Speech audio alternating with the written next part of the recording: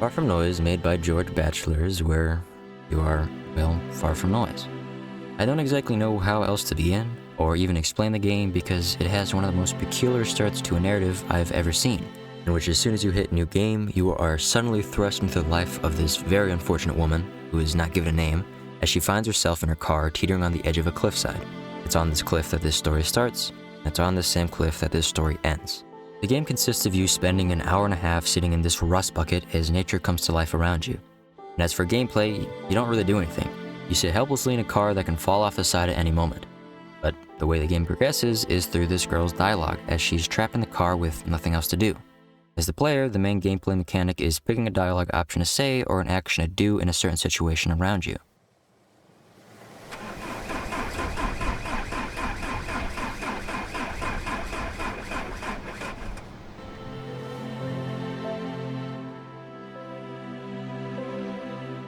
Take one situation that happens where you meet a squirrel.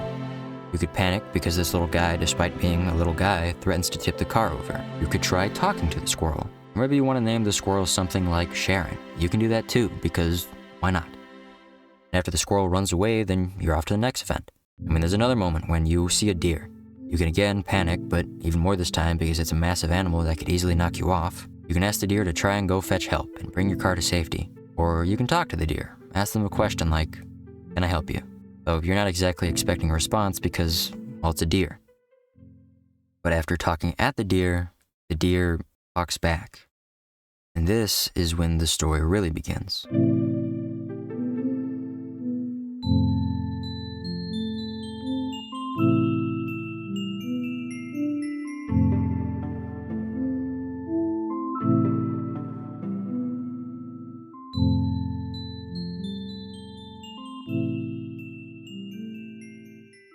I originally found Far From Noise from one of my favorite YouTubers that I grew up watching, Jacksepticeye. Small content creator, probably never heard of him. Who at the time was known for mostly having this loud, bombastic persona with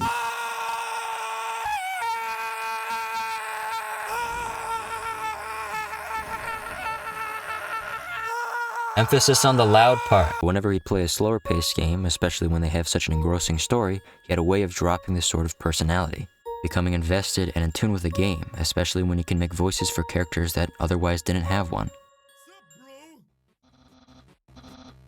Okay, what kind of voice do we give this guy?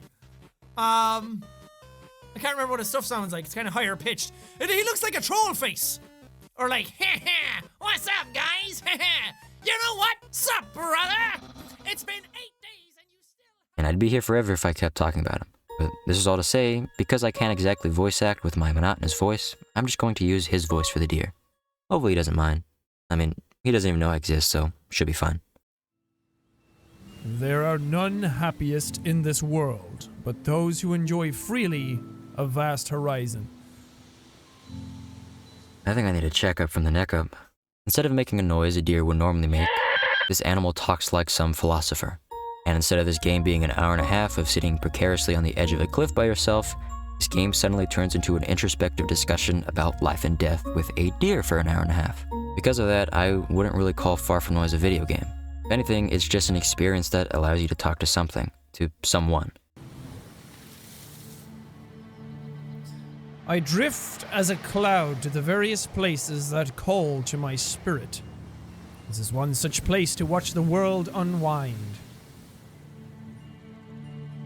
It is beautiful. I'm glad you agree. Not everyone can appreciate what lies before them. It's stunning for sure. You come here every day? I go where I am drawn to. These cliffs have always held significance. It seems the hands of fate pointed us both here today. Even though we never see the person in the car, she's written in such an intriguing way.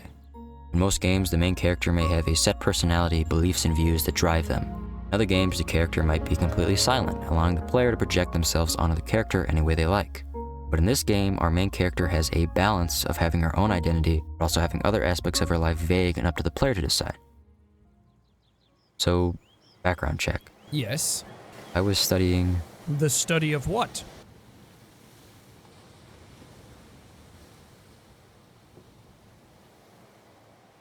I was studying film.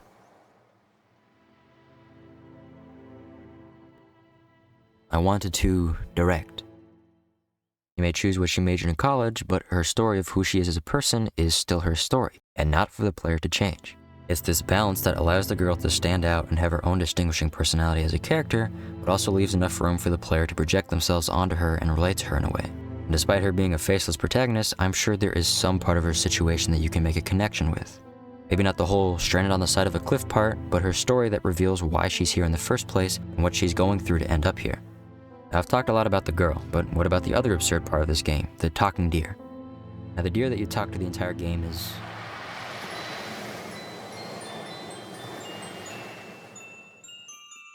hey, you listening? Don't go to sleep on me now, you with me? Okay, where was I? Right, so the deer you meet is surprisingly professional sounding and well spoken. It's confusing and never explained, but it doesn't really need to be, because that's not the point of the narrative. The talking deer, while shocking to begin with, is kind of brushed off as the game goes on, as he becomes this companion for the player.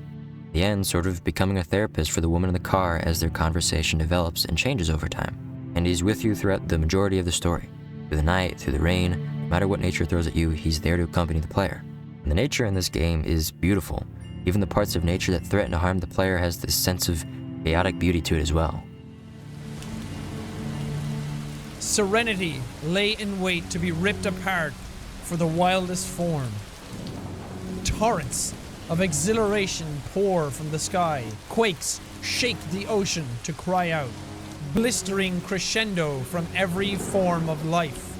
All are thrust from rest to revel in violent beauty.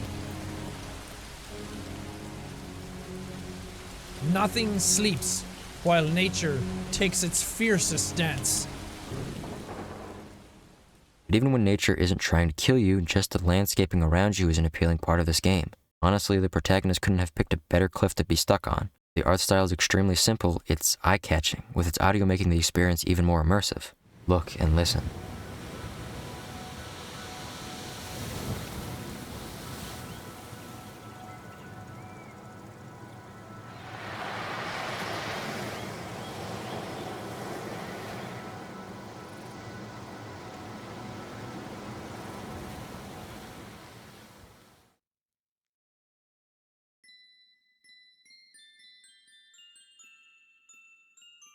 Hey, you with me still? Sure? Okay, I'll move on then. I know this might be boring for you, so I'm gonna just try and get through this. Okay, where was I? Alright, so, yeah. I wanted to talk to you about the meaning and the message of this game. And that message is...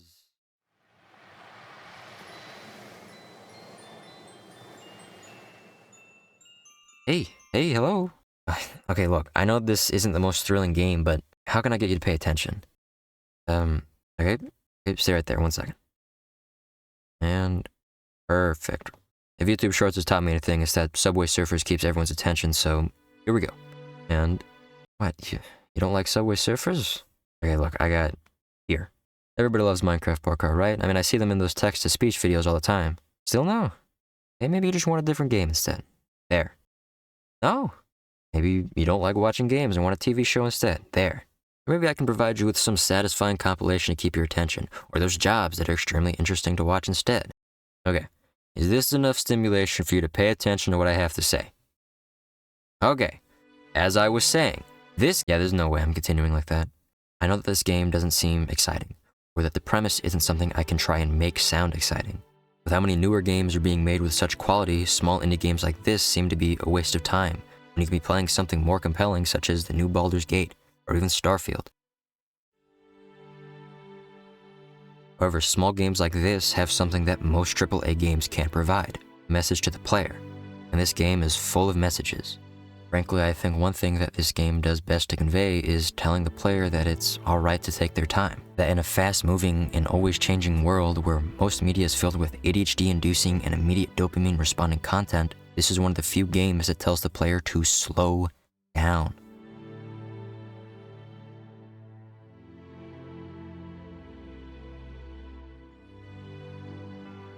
Inhale deeply.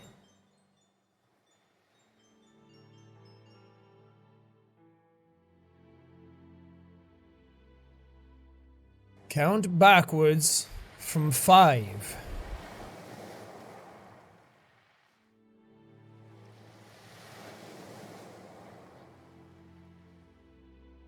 At 0, exhale. In this conversation with a deer, there is so much being said and different ideas and thoughts on display for the player to grasp onto. It's on the outside that this game is about talking with a deer for an hour and a half, but truly, Far From Noise is a game that talks to the player about making the best out of a given situation, about one's meaning and role we play in the world, about how we view ourselves and the beauty of life and the inevitability of death, and so much more. Though some of these topics may be a little existential, it kind of reminds me of attending a small group therapy session. Just me, the player, lady stuck in the car, and a deer. Maybe occasionally an owl, or a turtle, or a squirrel named Sharon. If you want to play the game, it's $8 on Steam. And while that does seem like a lot for such a small game, comparably, therapy sessions are much more expensive.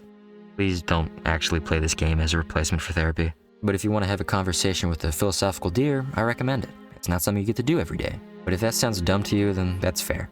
Or if you don't want to spend $8, that's just reasonable. But even if you don't check out this game, I hope that maybe some part of this video made you reflect about your life. Or probably not, I don't know.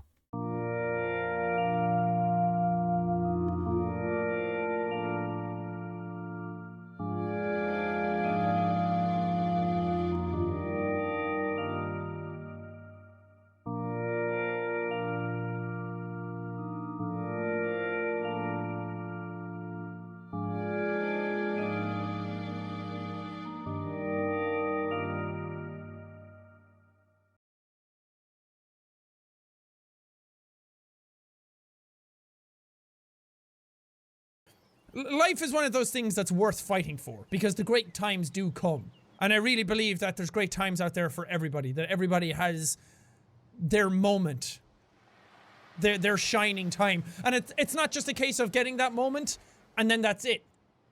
There's plenty of moments to be had. And your moment's right around the corner. Believe that. And hang in there. And trust in yourself to get there. I believe in you. And I know plenty of other people believe in you as well. So just hold on and keep on fighting that good fight. And if you feel like you're just stuck in a rut somewhere, anything can happen on a day-to-day basis. I could have been stuck in a rut in a cabin somewhere, and if I never tried YouTube, I'd never be here talking to so many great people. I'd never be having the best time of my life doing what I do. Weird. Life's weird, but life is fantastic.